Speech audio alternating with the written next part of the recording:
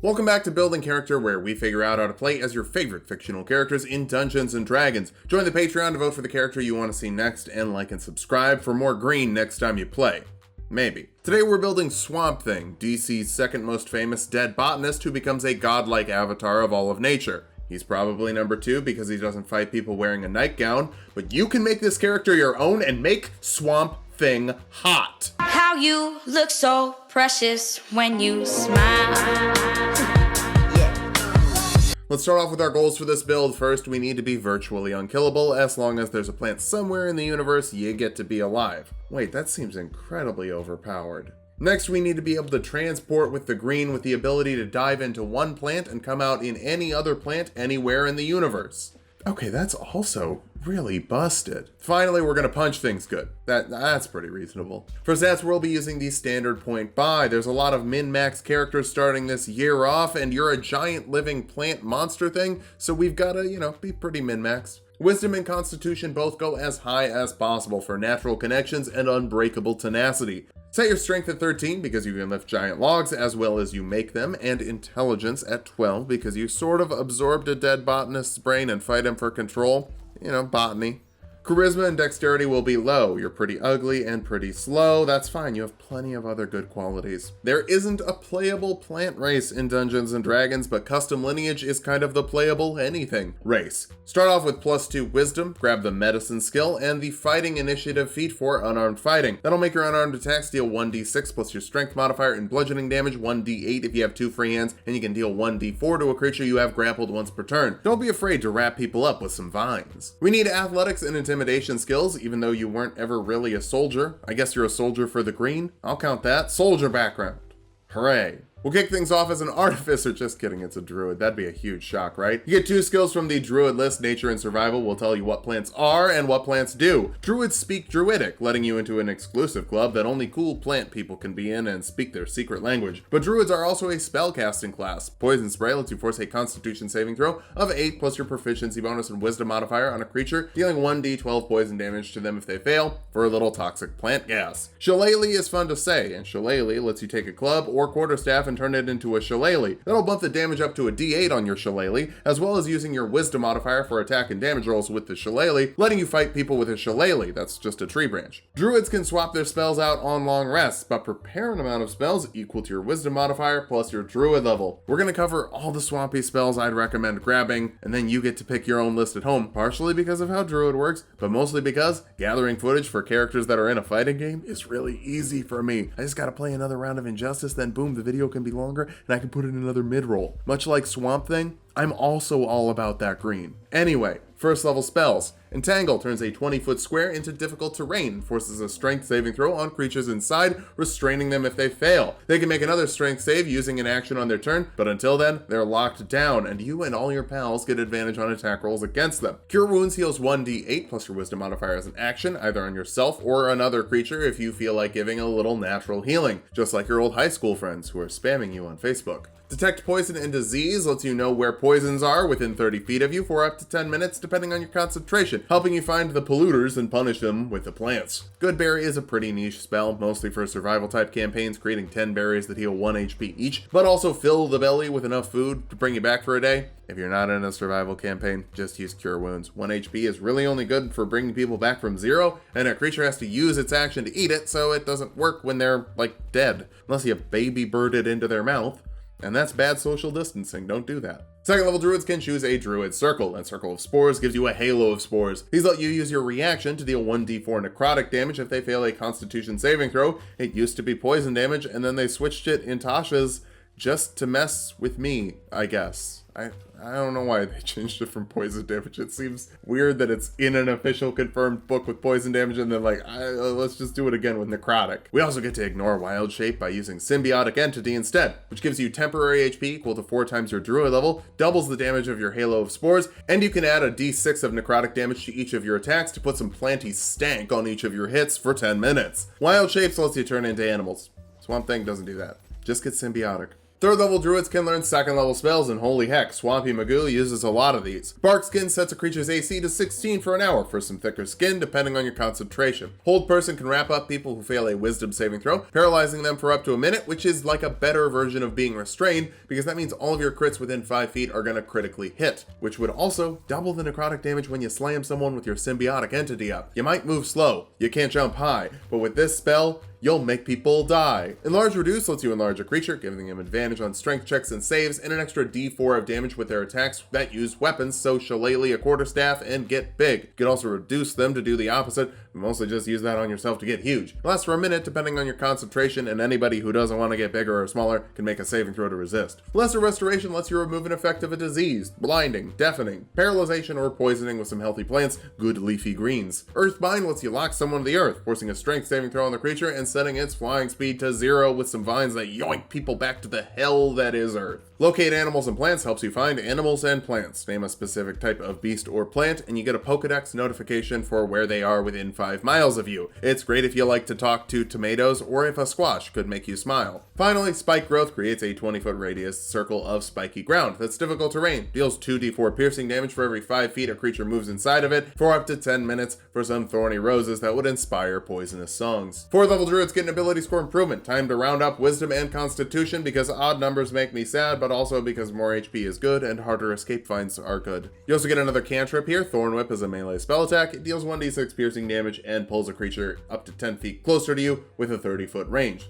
So use that if you want to Vine Whip someone. 5th level druids can cast 3rd level spells. Plant Growth creates a 100-foot radius of super difficult terrain that takes 4 times as much movement to move through, or if you spend 8 hours casting the spell, the plants in a half-mile radius produce twice as much food for a year. Maybe you should stop defending the green with murder and just solve world hunger and become a god that rules the earth? That's also morally complicated, I guess. Speak with Plants lets you speak with plants, and you can even ask them nicely to turn the area into difficult terrain. You can also talk to them about their hopes and dreams, though those are probably just things like break through the canopy for more sunlight, or get eaten by a bird that will poop my seeds somewhere else. There's a reason we dumped charisma. You don't have a lot of meaningful conversations. 6th level Spore Druids get Fungal Infestation, letting you turn a corpse into a zombie for an hour, a number of times equal to your Wisdom modifier per long rest, but don't give them all the Swamp Thing powers. There doesn't need to be 2 avatars of the green. You're already super powerful. Can you imagine if there were 2 beings that fully control plant life in the same universe? That'd be scary. 7th level Druids can learn 4th level spells. Freedom of Movement lets you ignore difficult terrain, and your speed can't be reduced as you glide through the ground for an hour. You don't want to get stuck in your own vines. Guardian of Nature makes you a bigger, badder tree if you choose the Tree Spirit, because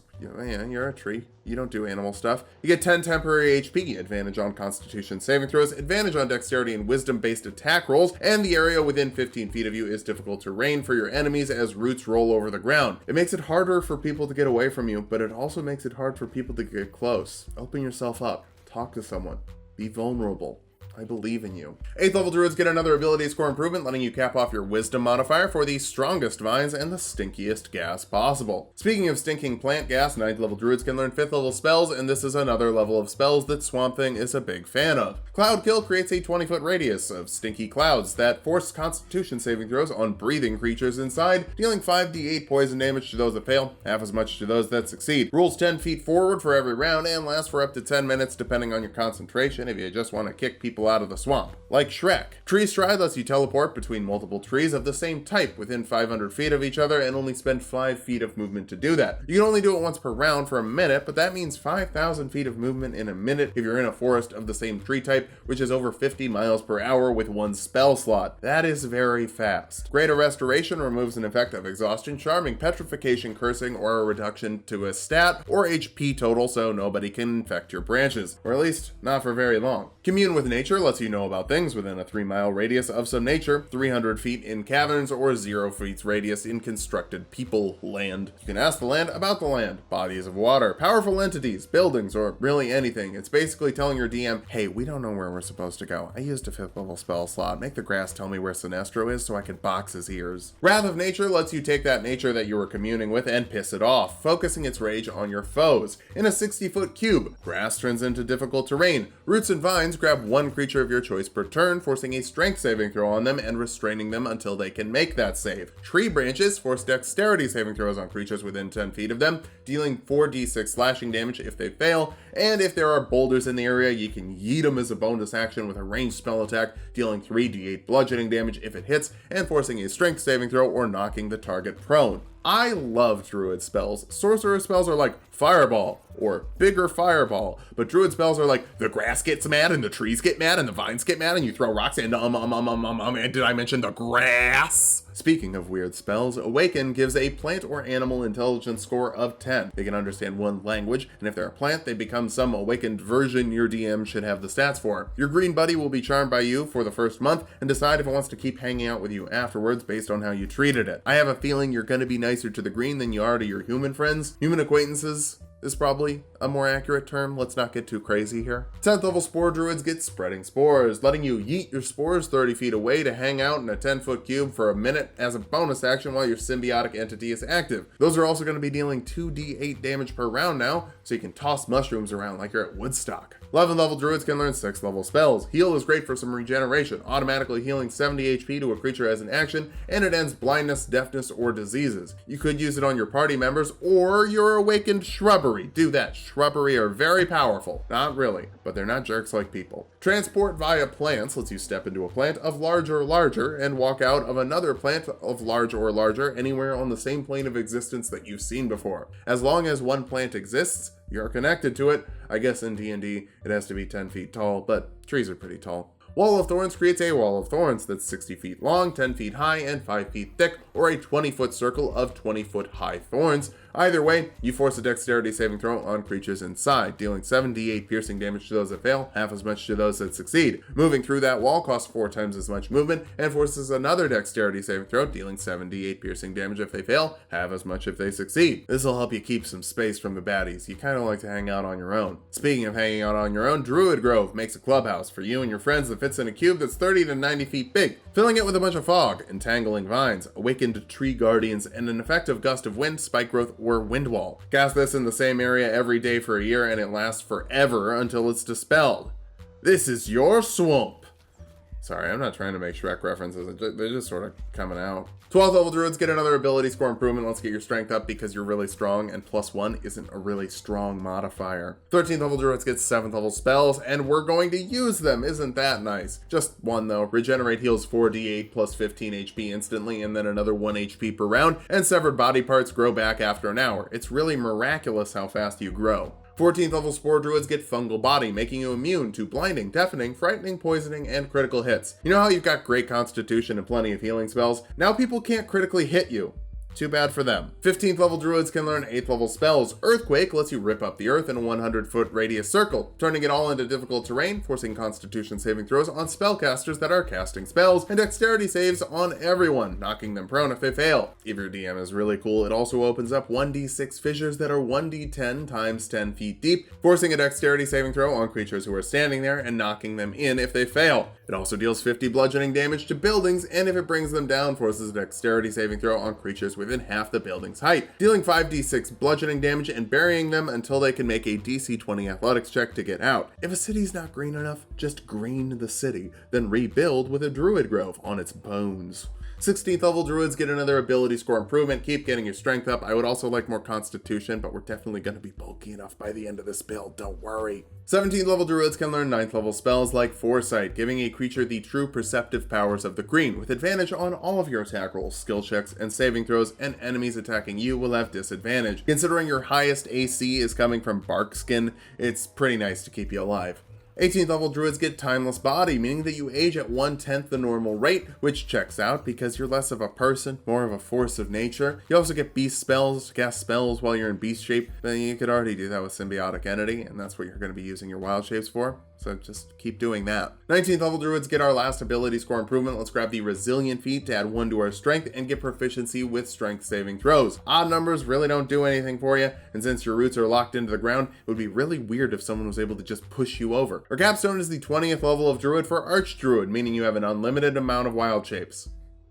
Now that we've hit level 20, let's figure out how viable this build is. First, you can give yourself 80 temporary HP as an action on your turn. Every action, without limit. So killing you means your enemies will have to consistently deal more than 80 damage per round, which is really hard. You're also loaded with area control spells, meaning that even though you can travel from one end of the plane to the other in an action, your enemies are going to struggle to move more than a few feet at a time. Finally, you can deal a lot of damage when it isn't your turn, meaning that you can use your turn to spam healing and never die. For weaknesses, you got a lot of concentration spells. Even if your concentration isn't bad, you still got to pick and choose. Your best AC option is also concentration and caps out at 16, which isn't even very good with foresight up. Finally, a lot of your spells only work in natural environments, so you're not going to do very well in a sci-fi setting. So hot tip, don't play the swamp man in the sci-fi setting. Find your green place, never die, and do a bunch of really weird stuff. Just watch out for the corrosive leanings of man. It would be rough if you found yourself in a firestorm.